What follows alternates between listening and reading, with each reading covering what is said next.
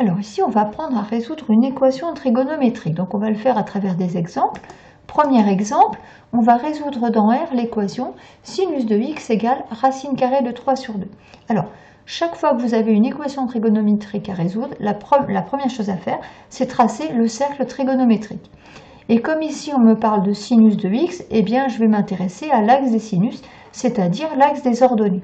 Donc sur cet axe, je vais placer la valeur racine carrée de 3 sur 2, ce qui fait à peu près 0,9. Et maintenant, en fait, ce que je vais faire, c'est que sur mon cercle, je vais chercher les points dont l'ordonnée est égale à racine carrée de 3 sur 2. Donc, pour faire ça, je trace la parallèle aux abscisses et je vois que cette parallèle aux abscisses coupe le cercle en 2 points. Et donc, ces 2 points vont me fournir déjà 2 solutions. Il va s'agir donc maintenant de chercher à quel nombre correspond chacun de ces 2 points. Alors, pour trouver, on va essayer du tableau des valeurs remarquables qu'on avait vu dans le cours. Donc, je sais que finalement, ici, on me parle de sinus, que le sinus doit être égal à racine carrée de 3 sur 2, et grâce au tableau des valeurs remarquables, je sais que j'ai déjà une première solution qui est pi sur 3, et cette solution correspond à ce point-là. Donc, finalement, on a déjà x égale pi sur 3.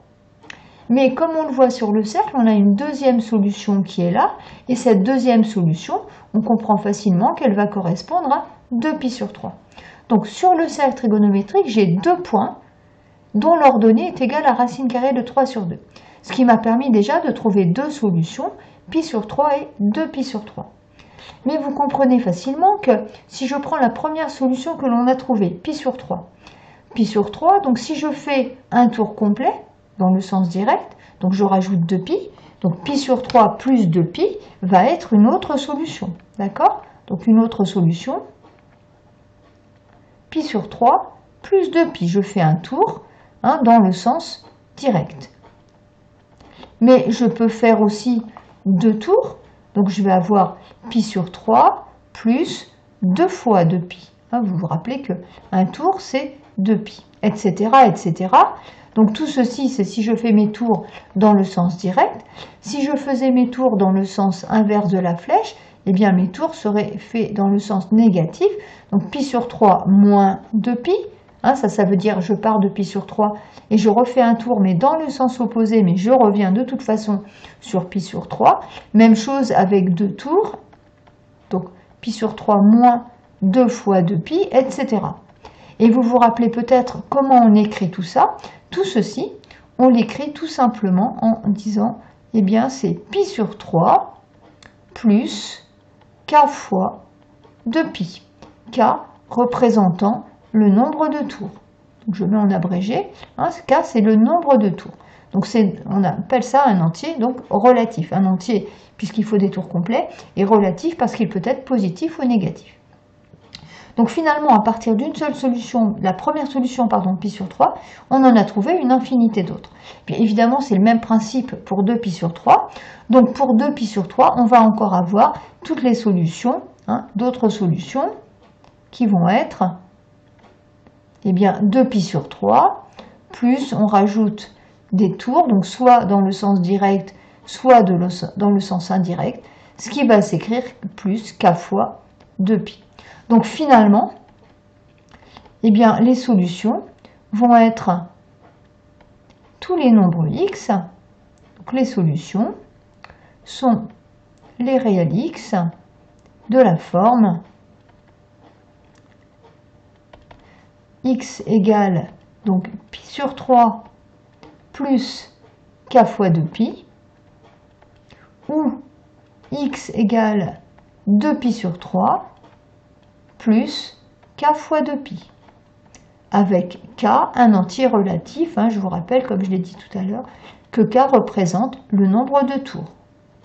Donc voilà pour les solutions, pour la résolution en tout cas, de notre première équation trigonométrique.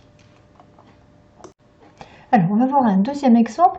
On reprend en fait la même équation, sinus de x égale racine carrée de 3 sur 2, mais ce qui change, c'est le domaine de résolution. Ici, on vous demande de résoudre dans l'intervalle moins pi, pi. Alors, dans un premier temps, on va se rappeler ce qu'on avait fait quand on avait résolu notre équation sinus de x égale racine de 3 sur 2, ou du moins ce qu'on avait trouvé. Donc dans R, c'est-à-dire en trouvant toutes les solutions, hein, quand on dit résoudre dans R, c'est trouver toutes les solutions. Donc on avait trouvé pi sur 3 plus k fois 2pi, vous vous rappelez, pi sur 3, puis après on pouvait faire des tours soit dans le sens indirect, donc moins, soit dans le sens direct, sens plus, signe plus, pardon, et même chose pour x égale 2pi sur 3 plus k fois 2pi. Donc maintenant, qu'est-ce qui va se passer dans l'intervalle moins pi, pi? Alors, pour bien comprendre ce qui se passe, eh bien j'ai tracé sur une droite graduée de pi sur 3 en pi sur 3, j'ai représenté l'intervalle moins pi, pi. Alors, l'intervalle moins pi, pi, concrètement, sur le cercle trigonométrique, bon, j'en ai effacé une partie, mais je pense que ça reste visible et compréhensible, moins pi, pi, donc moins pi, c'est le point qui se trouve ici. Hein, puisque on part toujours de i, et moins pi, on fait un demi-cercle, un demi-tour, mais dans le sens opposé au sens de la flèche, donc on arrive ici. Donc moins pi est ici. Et pour arriver à pi en se déplaçant sur le cercle, eh bien, je suis obligée de faire un tour complet, puisque pi et moins pi sont représentés par le même point. Donc ça veut dire en fait que quand on vous demande de résoudre dans l'intervalle moins pi, pi, en fait on vous demande de résoudre sur le cercle trigonométrique. Donc sur ma droite graduée, graduée de pi sur 3 en pi sur 3, j'ai représenté quelques solutions qu'on avait trouvées dans R. Donc il y avait les deux solutions du cercle trigonométrique pi sur 3, 2 pi sur 3, et puis j'en ai noté quelques-unes qui correspondaient au fait que l'on faisait un tour de plus, dans le sens direct ou dans le sens indirect. Et donc maintenant, qu'est-ce que ça veut dire résoudre dans l'intervalle moins pi, pi? C'est garder simplement les solutions qui sont dans ce petit intervalle. Donc on voit finalement qu'il n'y aura que deux solutions, celles que l'on avait trouvées sur notre cercle, pi sur 3 et 2 pi sur 3. Donc dans l'intervalle moins pi, pi, il n'y a que deux solutions, pi sur 3 et 2 pi sur 3.